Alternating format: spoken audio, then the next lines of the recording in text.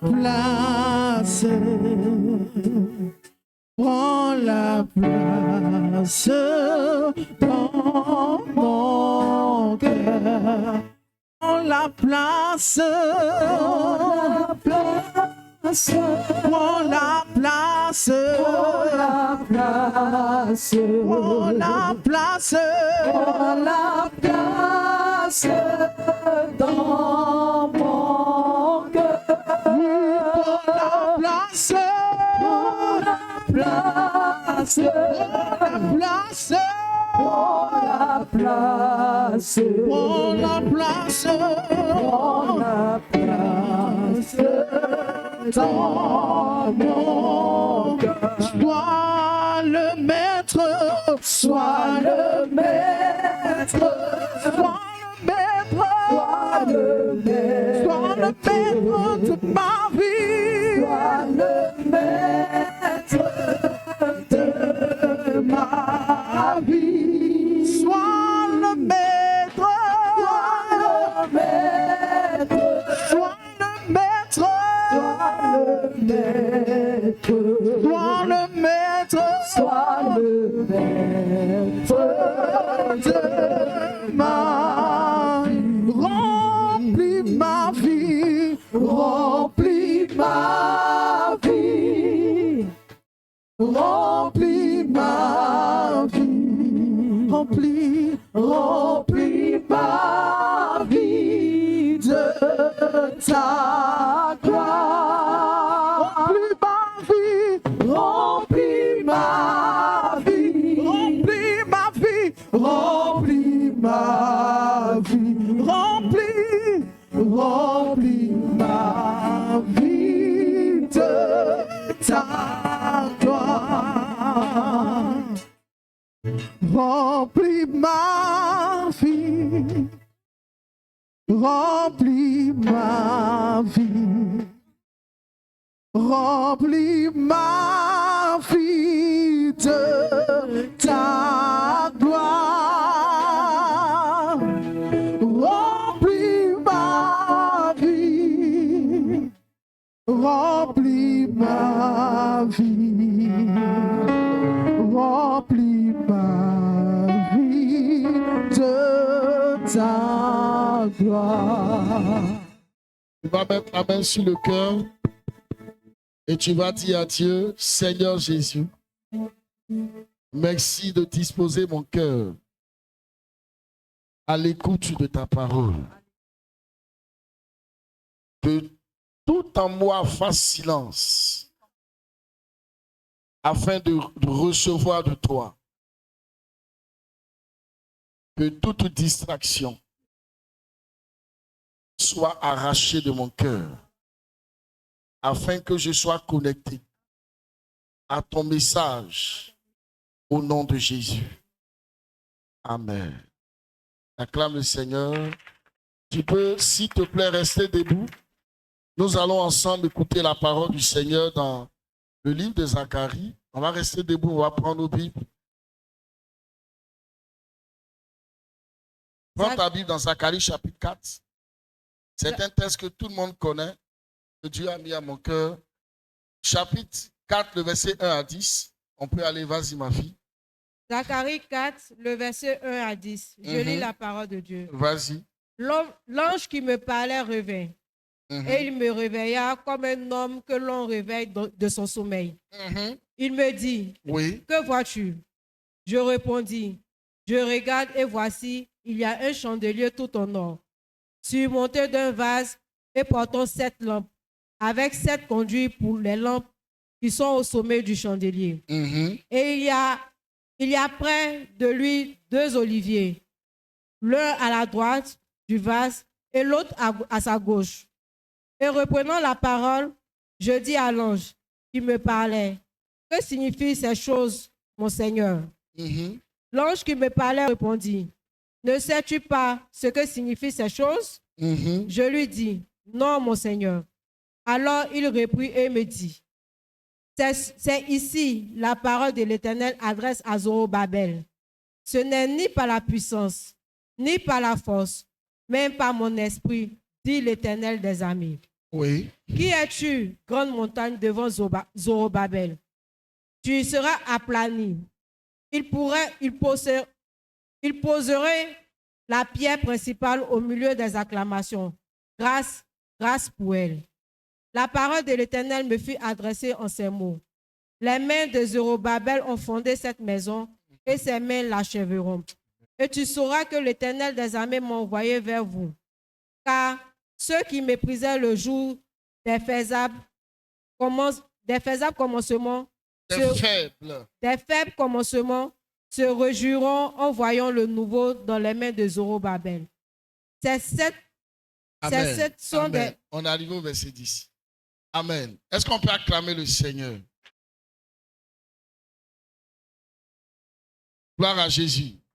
Dis à ton voisin, dispose ton cœur à l'écoute de la parole du Seigneur. Veuillez vous asseoir, s'il vous plaît.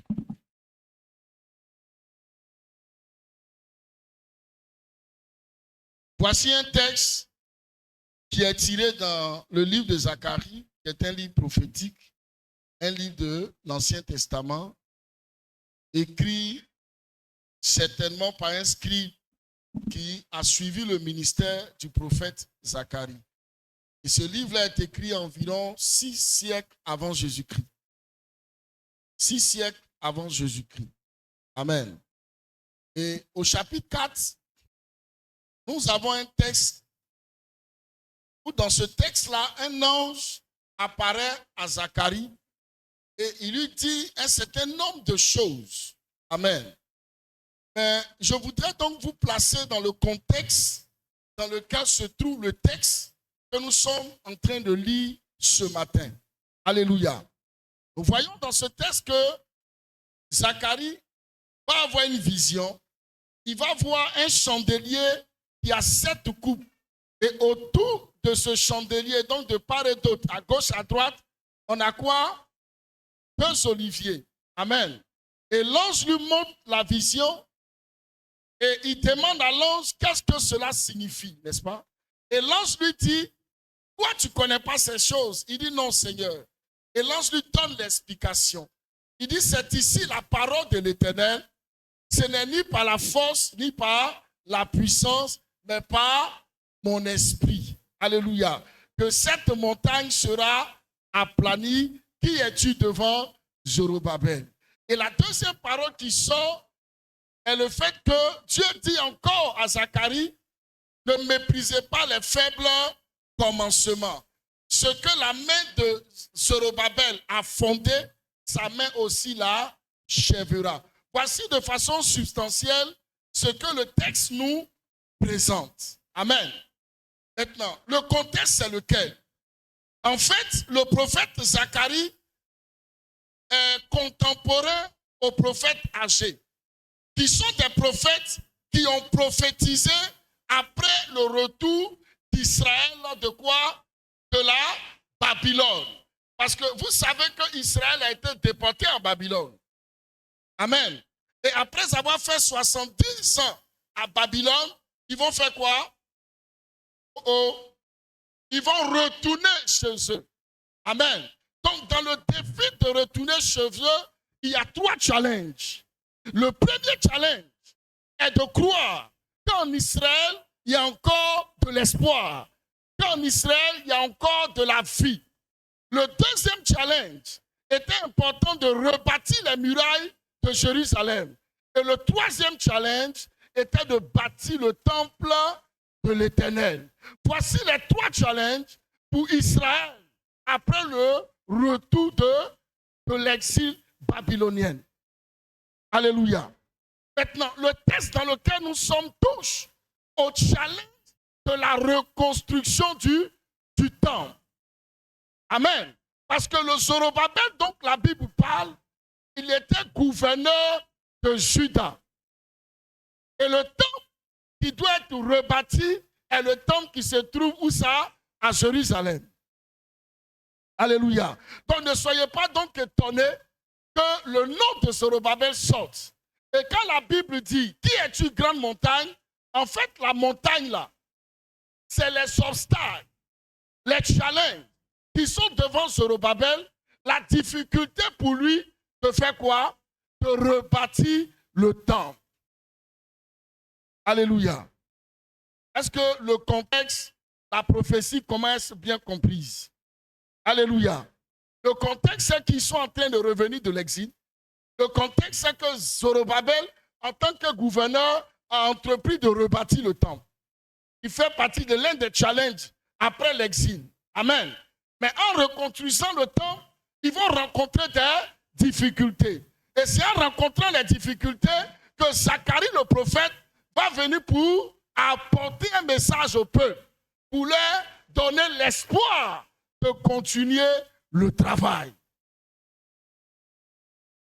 Amen. OK.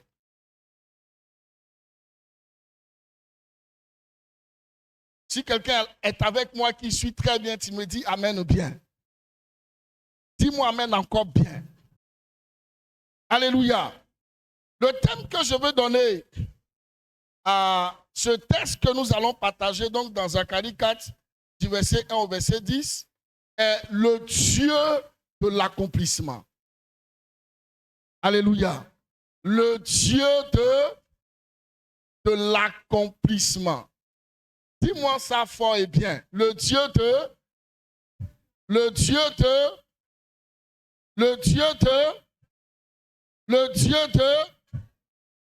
Alléluia. Vous savez, j'aime la Bible. Parce que tout ce qui est dans la Bible est prophétique. Le prophète même qui est en train de prophétiser la Zacharie, son nom veut dire Dieu se souvient. Je prie Dieu que Dieu se souvienne de toi. Que pour toutes les promesses qui t'a faites là, qui sont gravées sur le tableau de ton cœur, que Dieu se souvienne de toi. Alléluia. Donc c'est celui qui s'appelle Dieu se souvient, que Dieu envoie donc porter un message à Israël. Mais avant d'aller plus loin, permettez-moi s'il vous plaît qu'on ait un regard un peu sur le verset 4 à 5. Ma fille, tu peux lire le verset 4 à 5? Et reprenant la parole, je dis à l'ange qui me parlait. Que signifient ces choses, mon Seigneur? Oui. L'ange qui me parlait me répondit. Ne sais-tu pas ce que signifient ces choses? Je dis non, mon Seigneur. Merci. Alléluia. Je vous pose une question. La vision du chandelier et des deux oliviers était pour qui?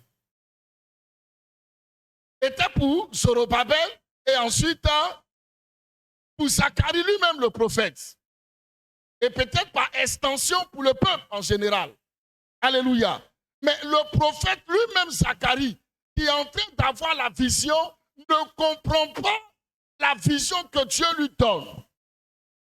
Je vous dis une chose. Le manque de connaissance n'est bon pour personne. Normalement, Zacharie, en tant que prophète, devrait comprendre le message prophétique que l'ange lui a donné. C'est l'une des raisons pour lesquelles l'ange lui-même s'exclame. Il dit quoi? Tu ne connais pas ces choses. Je suis venu dire à quelqu'un ce matin, la plupart de nos victoires, la plupart de nos grandeurs spirituelles sont liées à la connaissance des choses que nous avons de Dieu.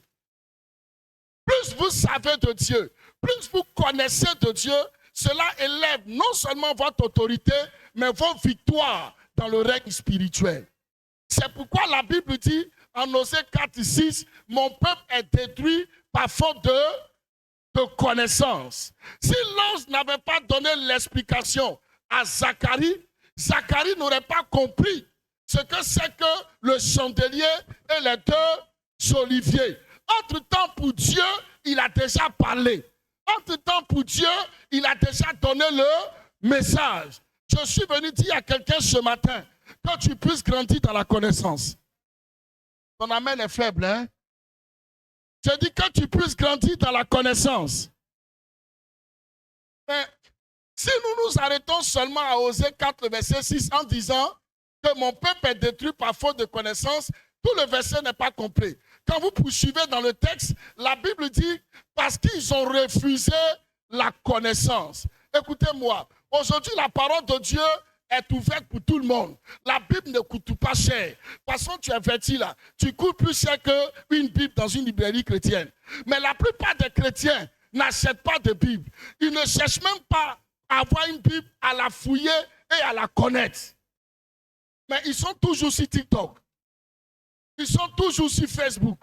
Si le temps que tu prenais sur TikTok, tu prenais ça pour fouiller à comprendre la parole de Dieu, je t'assure que ta destinée ne serait pas là où tu es actuellement. La Bible nous parle d'un homme, il s'appelle Esdras. Et Esdras est contemporain au prophète Zacharie. La Bible dit Esdras a appliqué son cœur à connaître la parole de Dieu, à la méditer et puis à l'enseigner.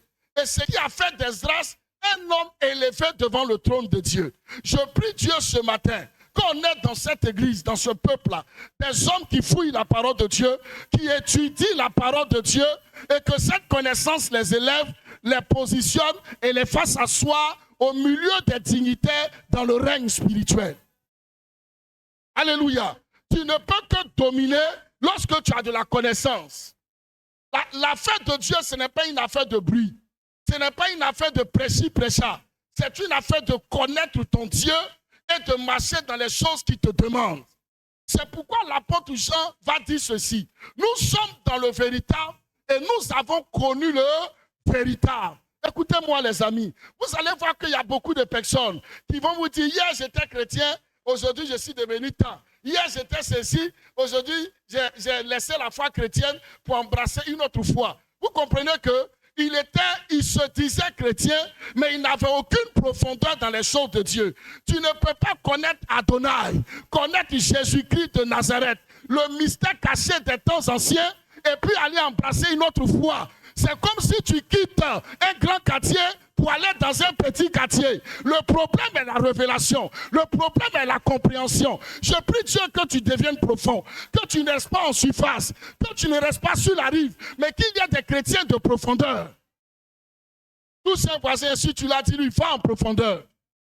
Dis-lui encore, va en profondeur. Zacharie était prophète. Mais voici un prophète qui comprend ni les symboles, ni la compréhension des choses prophétiques. C'est un danger.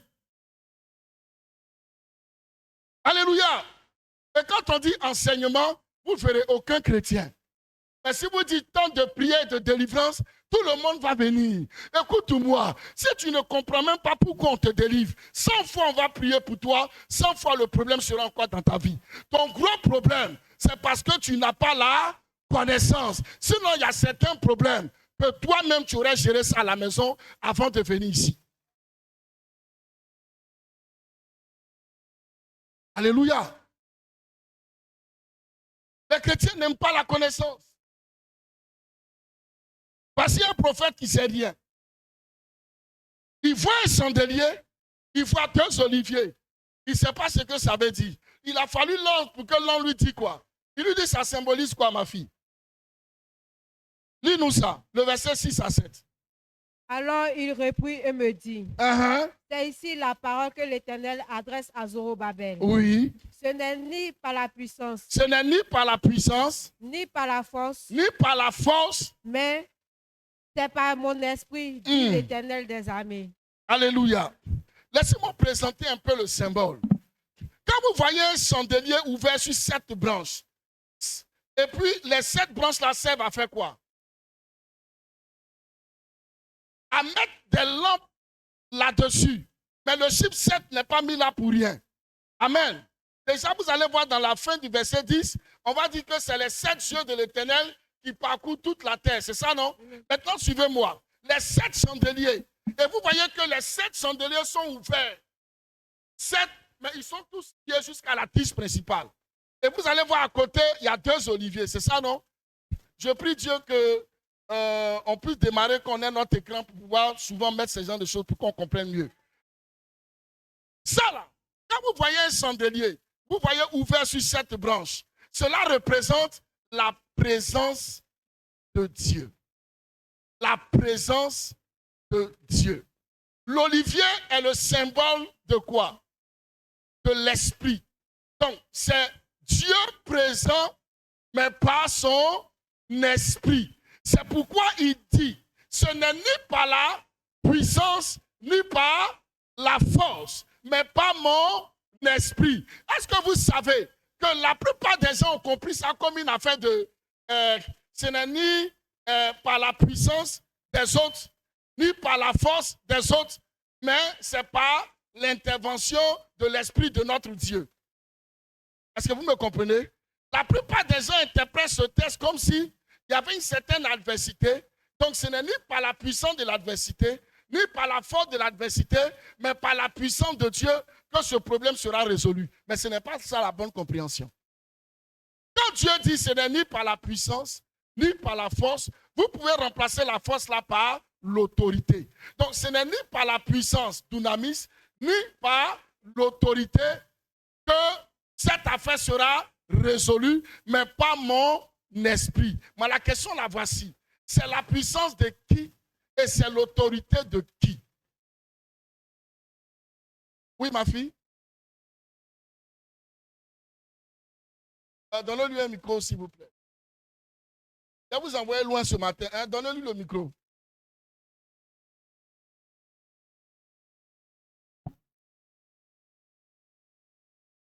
Allez-y vite, s'il vous plaît. Allez-y vite.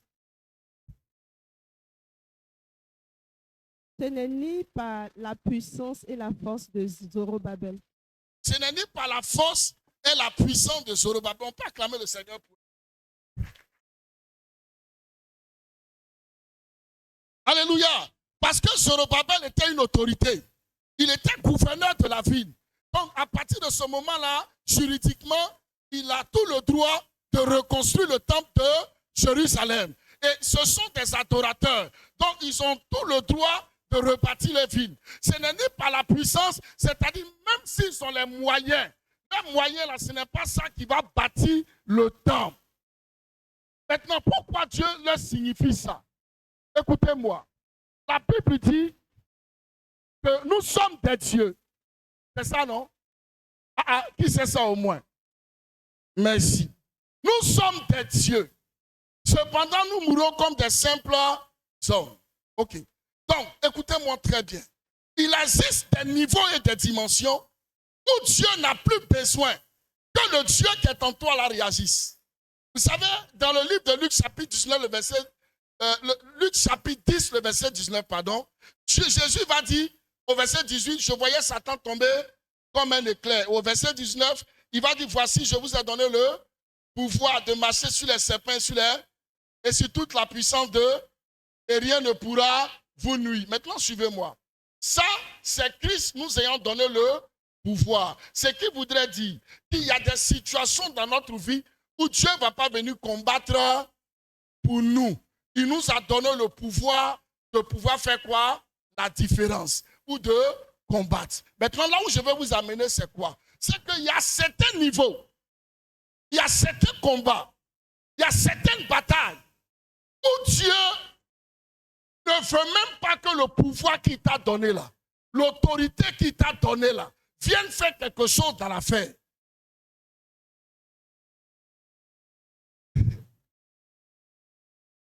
Amen. Est-ce que vous me comprenez? Ça, on appelle ça des prophéties scellées. Dans l'accomplissement de la destinée d'un homme, il y a des choses que si tu ne fais pas, Dieu ne va pas faire pour toi. Mais il y a certaines choses, que tu te lèves ou pas, que tu pries ou pas, Dieu lui-même, il prend sur lui le décret d'accomplir sa parole. Et la plupart de ces choses-là rentrent étroitement dans lui sa vision. La reconstruction du temple n'était pas seulement bon pour qu'Israël adore, mais la reconstruction du temple était le décret personnel de Dieu. Je ne sais pas si quelqu'un me comprend. La reconstruction du temple, là, ce n'était pas une affaire de la prophétie seulement qui va s'accomplir pour bénir quelqu'un. C'était le plan profond et le plan exact de Dieu. Écoutez-moi, quand Dieu a décidé de faire de votre vie un signe et un présage, peu importe que vous priez ou pas, que vous ayez l'autorité ou pas, il accomplira son plan avec vous.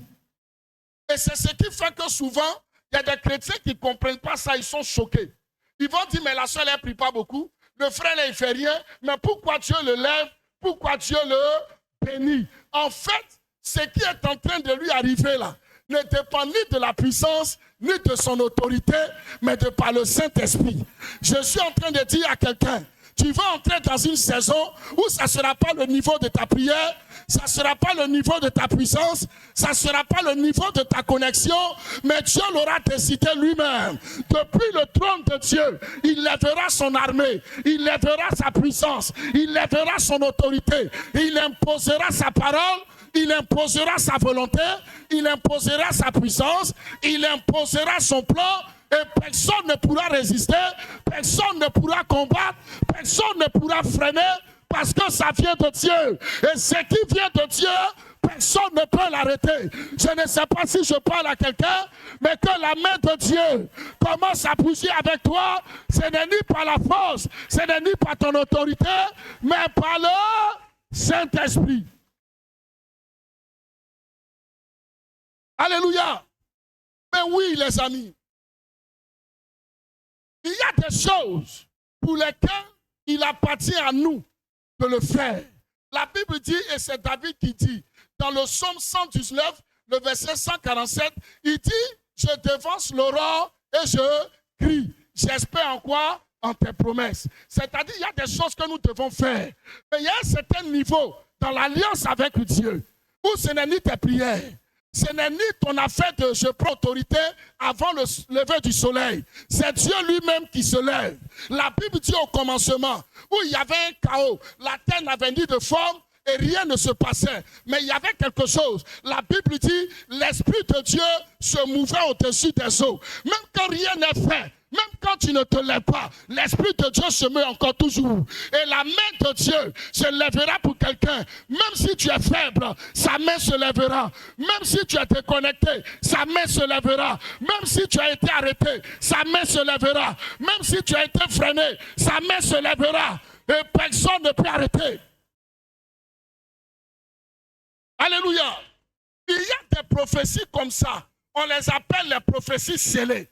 Et pendant que je parle, je prie Dieu que cette prophétie soit sur ta tête. Je dis, je prie qu'elle soit sur ta tête. Je prie qu'elle soit dans ta vie. Alléluia. Maintenant, comprenez-moi. Je ne suis pas en train de dire que c'est mauvais de prier. Je ne suis pas en train de dire que c'est mauvais de prendre autorité.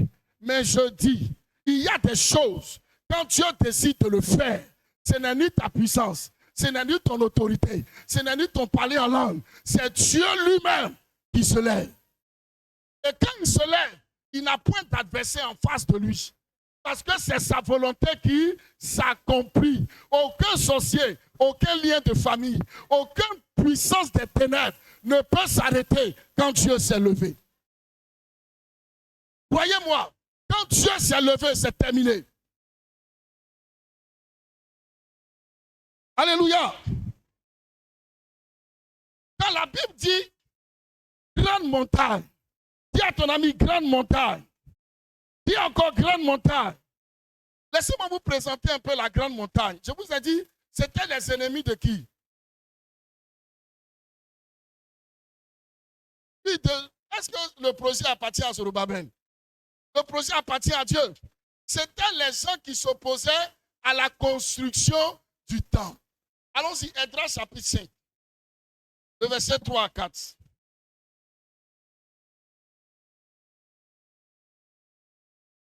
Esdras 5, le verset 3 à 4. Esdras 5, le verset 3 à 4. Oui. Je lis la parole de Dieu. Vas-y, ma fille. Dans ce même temps, Tattanaï, gouverneur de ce côté du fleuve, Boznaï et ses collègues vinrent auprès d'eux et leur parlaient ainsi. Qui vous a donné l'autorisation de bâtir cette maison et de relever ses murs? Il leur dit encore, quels sont les noms des hommes qui construisent cet édifice? Amen. C'est suffisant pour moi. Vous voyez, quand ils ont décidé de commencer à bâtir, la Bible dit qu'il y a d'autres gouverneurs de d'autres villes. Amen. Ils se sont levés avec d'autres collègues pour venir dire aux Israélites qui vous a donné l'autorisation de rebâtir la ville et ses murailles. Et d'ailleurs, même quels sont les noms des personnes qui sont en train de travailler. Imaginez-vous que vous soyez sur un chantier. On vient vous dire de telles paroles. La première des choses, qu'est-ce qu'il veut faire dans votre cœur? On appelle ça de l'intimidation. Amen. Parce que si on veut lister vos noms, c'est qu'on va envoyer ça quelque part. Et on viendra pour vous arrêter. Comprenez? Donc, c'est cette intimidation-là. Et c'est devant cette intimidation que Zorobabel s'est retrouvé. Et il ne savait pas s'il devait continuer les travaux ou s'il devait arrêter les travaux. Et c'est là que la prophétie de Zacharie arrive. Pour dire à Zorobabel, ce n'est pas une affaire de ton autorité de gouverneur. Ce n'est pas une affaire d'autorisation. Ce n'est pas une affaire de tu es fort ou tu n'es pas fort. La construction de ce temple-là, c'est moi-même ma main qui va l'achever. Qui va commencer et puis qui va achever. Alléluia. Et ce matin, je sens la joie dans mon cœur. Dites-moi, prophète, pourquoi? Parce que je vois certains pans de ta vie que le diable ne pourra pas arrêter. Je vois certains pans de ta vie que le monde des ténèbres ne pourra pas arrêter. Même tout le gouvernement de Satan va se lever. Tu vas arriver à bon port au nom de Jésus. Oh, j'ai dit, tu vas arriver à bon port au nom de Jésus. Que les gens cherchent à t'intimider. Qu'ils cherchent à prendre ton nom. Vous dites, qui est au devant de ce projet? On va envoyer ton nom dans les eaux, dans les bois sacrés. Quand on va invoquer ton nom, c'est le feu de Jésus qui va apparaître. Alléluia. Quand on va invoquer ton nom, ton visage ne sortira pas dans leur eau. Ça ne sortira pas dans leur miroir. Mais ce qui va sortir, c'est la puissance de Dieu. N'ayez pas peur souvent qu'on prenne vos noms. Il y a des gens qui ont peur de ça. Tu ne sais même pas si on a déjà même pris ton nom pour envoyer quelque part. Mais regarde, tu es encore vivant et puis tu es en bonne santé. Parce que l'Éternel, ton Dieu, combat pour toi. Alléluia. La fille, tu peux descendre, verset 6-7. Descends s'il te plaît. Et allons-y, descends. Copie de la lettre envoyée au roi David. On a fini, on revient sur notre thèse de base. En Zacharie 4.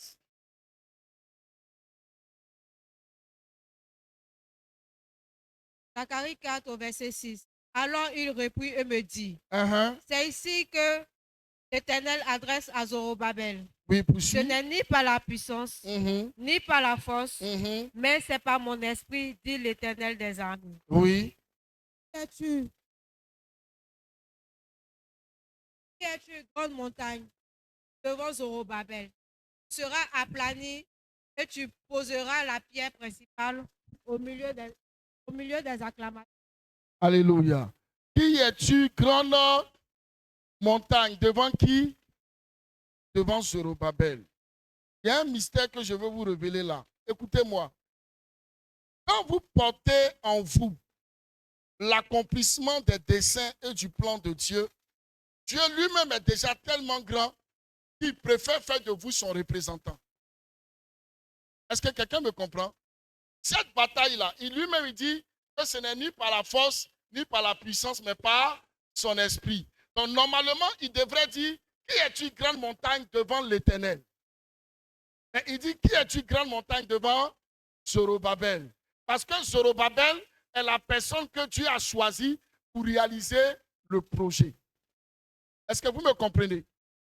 Est-ce que tu me comprends un peu? Parce que les projets de Dieu là sont dans ta vie pour que toi tu les accomplisses. Donc quand le diable ne veut pas voir le projet de Dieu, le diable s'attaque à toi.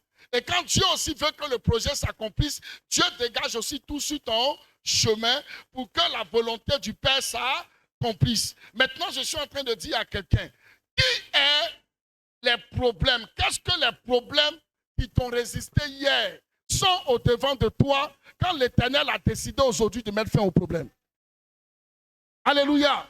Il a dit, grande montagne, qui es-tu devant Zorobabel? La grande montagne, c'est les obstacles. Et ce matin, je vais dire à quelqu'un, qui es-tu, grande montagne, devant le peuple de Mina? Qui es-tu, grande montagne, devant le groupe musical? Qui es-tu, grande montagne, devant les diacres de Emina? tu seras aplani et tu seras abattu. Alléluia. Aucune grande montagne ne pourra résister lorsque l'Éternel s'est levé. Parce que ce matin, Dieu fait de toi son représentant. Il fait de toi la personne qui va porter la charge de l'accomplissement de sa volonté. Et à cause de ça, il va te donner un laisser-passer. On ne touche pas, on ne résiste pas, on ne combat pas. Parce que tu as un laisser-passer spirituel. Et pendant que je suis en train de parler, je vois des champions qui vont gagner la course. Je dis, je vois des champions qui vont gagner la course. Hier, tu as été retardé, mais aujourd'hui, tu as le laissé passer. Aujourd'hui, tu peux arriver jusqu'au fond. Aujourd'hui, tu peux arriver jusqu'à bout de ce combat. Parce qu'il n'y a pas quelqu'un qui va t'arrêter. Alléluia. Qui es-tu, montagne, devant Zorobabel? Je vais enlever le nom de Zorobabel et je vais mettre ton nom ce matin. Je vais enlever le nom de Zorobabel et je vais mettre ta destinée. Je vais enlever le nom de Zorobabel et je vais mettre ton témoignage. Je vais enlever le nom de Zorobabel et je vais mettre ce que ta vie représente. Aucune montagne ne te résistera. Tu te tiens debout, tu me dis Amen, ça t'arrive. J'ai dit tu te tiens debout, tu me dis Amen et cela arrive dans ta vie. Au nom de Jésus. Alléluia.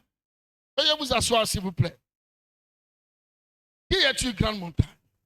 Regarde ton voisin, dit la montagne sera aplanie. Dis encore la montagne sera aplanie. Dis encore la montagne sera aplanie.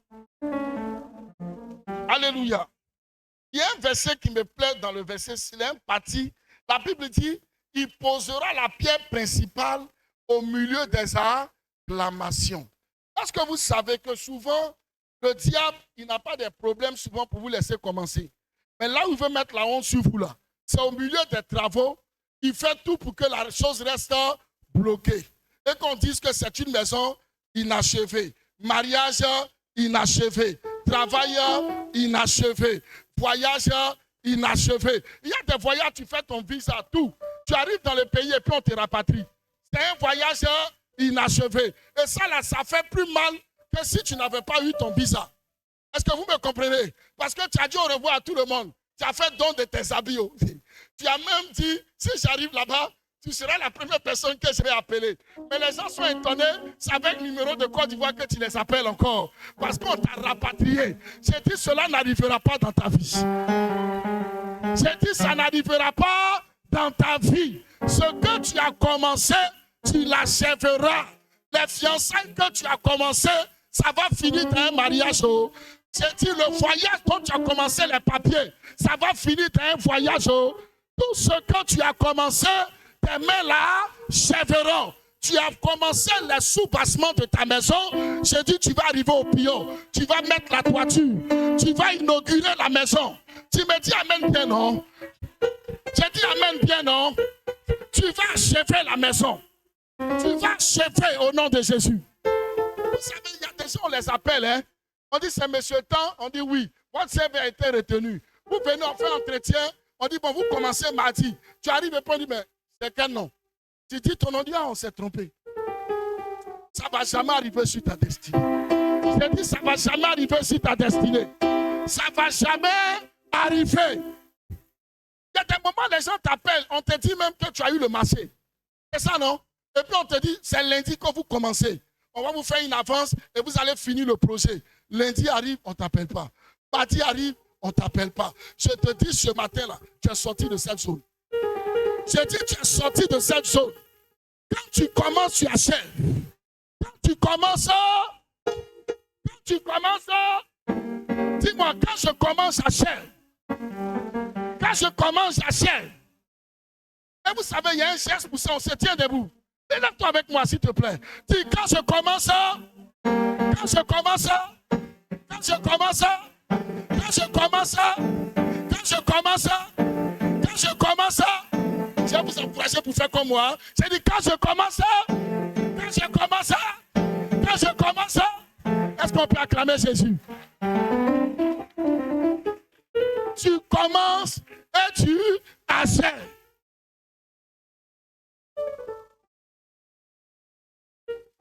Alléluia. Tous les projets inachevés ont pris fin dans cette église. Ton amène les visas, on dirait que tu ne crois pas.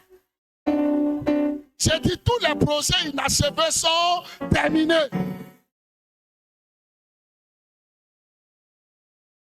Parce qu'il n'y a pas plus grande humiliation que ça. Parce que quand tu commences quelque chose, il y a une joie dans ton cœur, façon. Et puis quand ça se bloque, la trahison, l'illusion que tu avais eue là, c'est grave. Ça ne va plus arriver cette confusion. Ce n'est pas le partage des enfants de Dieu. Ce n'est pas le partage des enfants de Mida. Ce temps est révolu. Ce temps est passé. Nous, on est entré dans une nouvelle saison où quand on commence, on l'achève. Alléluia. Tu as commencé, tu vas achever. Je vais finir mon message. Le verset 10, il dit, ne négligez pas les faibles commencements. Je vais parler un peu. Écoutez-moi. Tout ce que Dieu fait, il est tellement grand et puissant que Dieu fait en sorte que tout ce qui commence toujours petit. Est-ce que vous savez ça au moins? Laissez-moi vous donner un texte, s'il vous plaît. Matthieu chapitre 13. Lisez-moi le verset 31 à 32.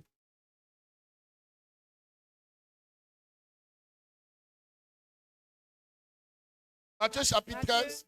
Matthieu chapitre. Le verset 31 à 32. Ma fille, rapproche bien le micro et parle fort. Vas-y.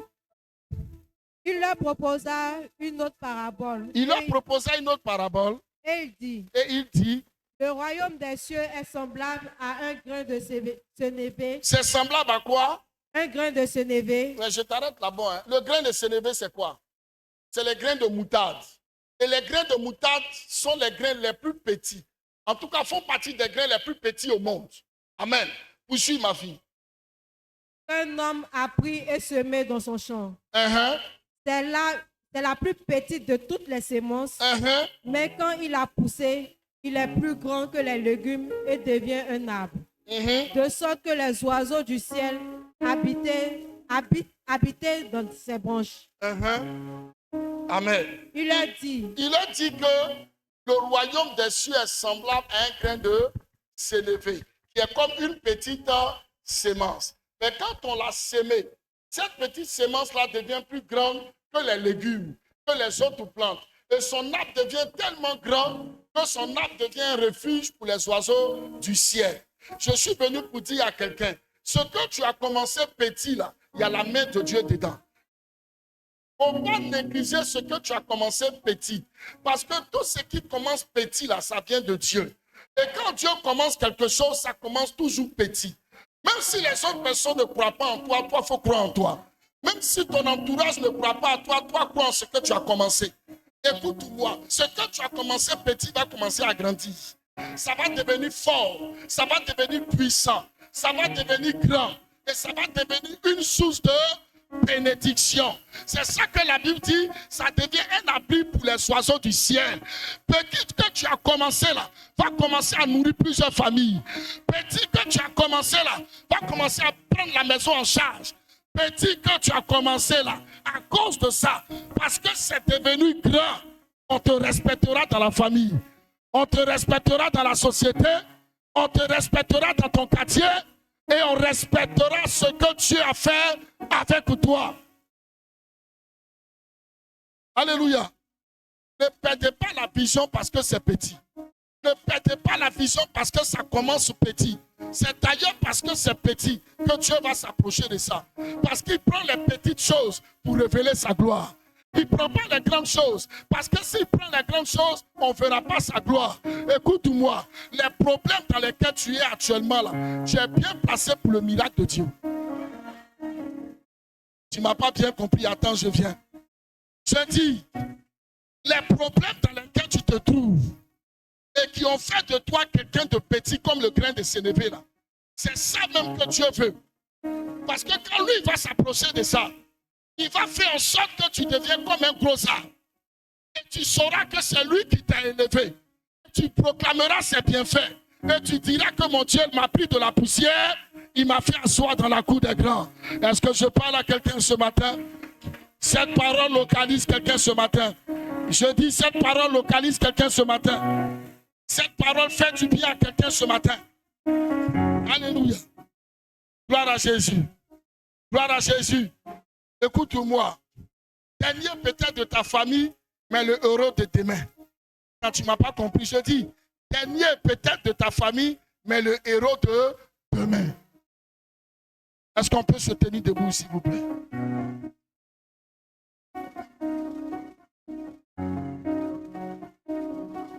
Ne laissez pas les gens vous intimider quand la chose est petite.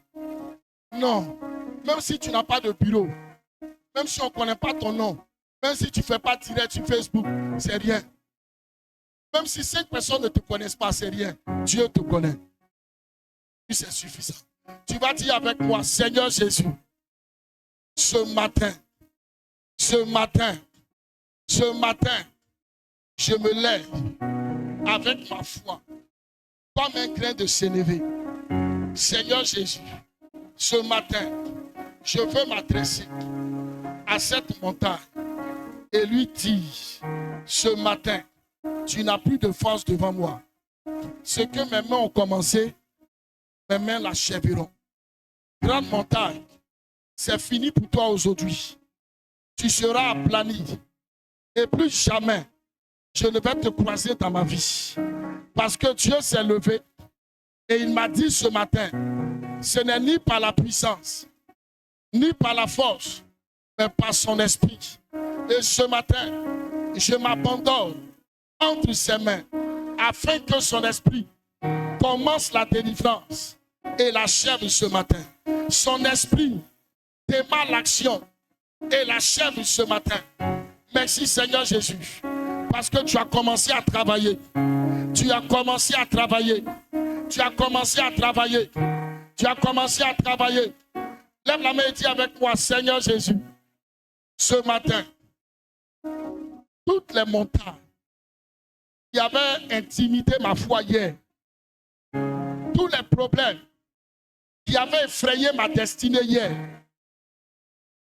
à partir de ce matin, je veux déclarer, je lève les yeux et je ne vois plus de montagne. Ma foi a arraché la montagne de mes yeux. Même si la réalité me montre la montagne, mais ma foi l'a fait disparaître. C'est pourquoi pendant que je bats les mains et que je parle, la montagne est en train de disparaître. Il faut nommer la montagne et dire lui tu disparais. Nomme la montagne a un nom. Si c'est la pauvreté, dis à la pauvreté, tu disparais ce matin. Si c'est les blocages, faut dire au blocage, tu disparais ce matin.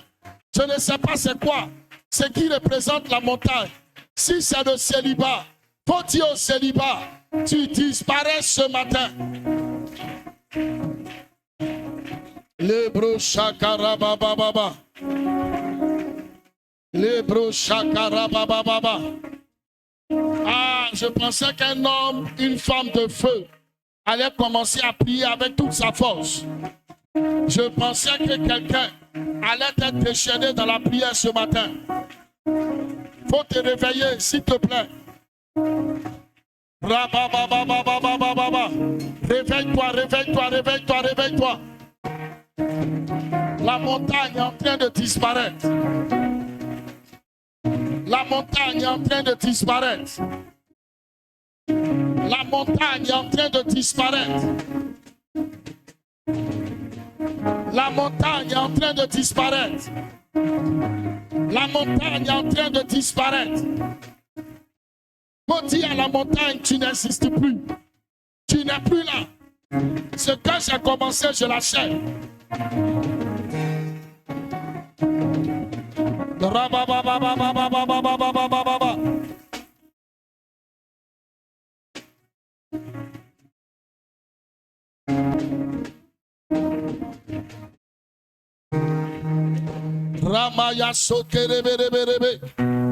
Je veux entendre ta voix ce matin.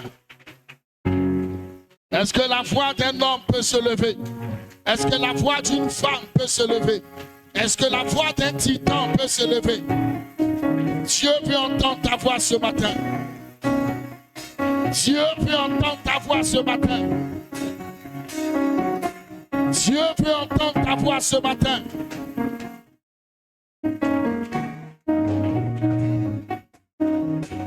Dieu veut entendre ta voix ce matin.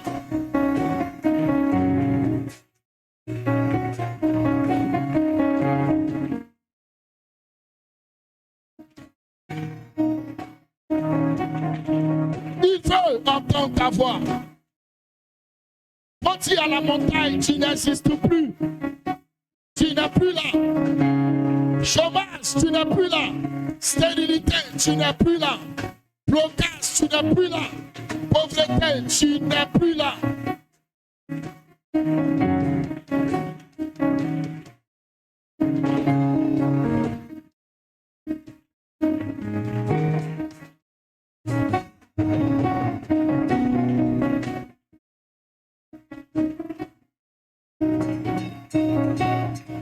Tu n'es plus là.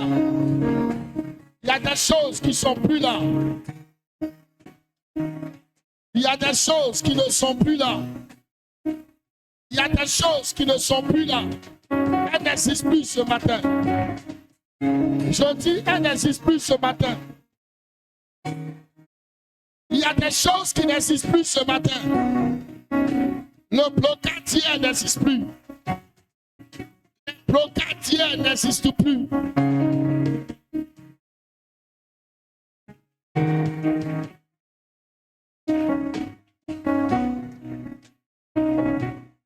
Alléluia. Alléluia. Alléluia. Je sais que tu es un homme spirituel. Tu es une femme spirituelle. Tu vas dire avec moi ce matin, je me lève en esprit et je déclare que la montagne qui m'avait effrayé hier, qui avait créé les doutes dans mon cœur, il m'avait même arraché pratiquement la foi. Ce matin, cette montagne n'existe plus. J'ouvre les yeux spirituels. J'ouvre les yeux de ma foi. Et je ne vois plus cet obstacle. Je ne vois plus cette montagne. Ce que mes mains ont commencé, par la grâce de l'Éternel, mes mains l'accompliront. Mes mains l'achèveront. Parce que l'Éternel est avec moi. Je poserai la pierre principale au milieu des acclamations. Je le déclare.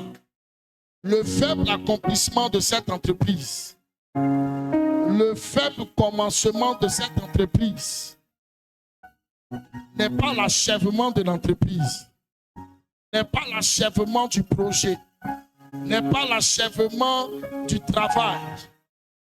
Mais ce matin, trempé dans cette onction, dans cette huile d'olive, et placé devant ce chandelier, je comprends dans mon esprit que l'Éternel lui-même prendra les commandes. Il me lèvera, il marchera lui-même avec moi jusqu'à ce que j'arrive à bon port. Et rien ne pourra m'arrêter. Ce que j'ai commencé timidement est en train d'entrer dans la gloire. Elle va finir dans la gloire. Cette œuvre finira dans la gloire. Je le déclare. Cette maison que j'ai commencé timidement, je l'achèverai dans la gloire. Ce projet que j'ai commencé timidement, ce voyage que j'ai commencé timidement, ces fiançailles que j'ai commencé timidement, finiront dans la gloire. Ce foyer que j'ai commencé timidement finira dans la gloire. Ce matin, j'ouvre les yeux de ma foi et les obstacles d'hier ont disparu. Les limitations d'hier ont disparu. Je ne vois plus d'obstacles. Je ne vois plus de blocage. Je ne vois plus de blocage. Le laisser-passer de Dieu dans le sang de Jésus est accordée ce matin. Maintenant, je marche. Je suis comme une prophétie. Dans le temps déjà fixé, elle ne mentira pas. Elle s'accomplira. Elle s'accomplira certainement. Le Dieu de mon salut s'est levé aujourd'hui. Le 8 mars 2026, je ne vois plus d'affront. Je ne vois plus de montagne. Je ne vois plus d'hostilité. Je vois l'accomplissement. Parce que mon Dieu me prend. Il me fait traverser la tempête. Il me fait traverser la zone de turbulence. Il me fait gravir les échelons. Je dépose ce matin au lieu de couronnement. Au lieu de couronnement. Maintenant, attends-moi, je viens ici. Je ne sais pas si c'est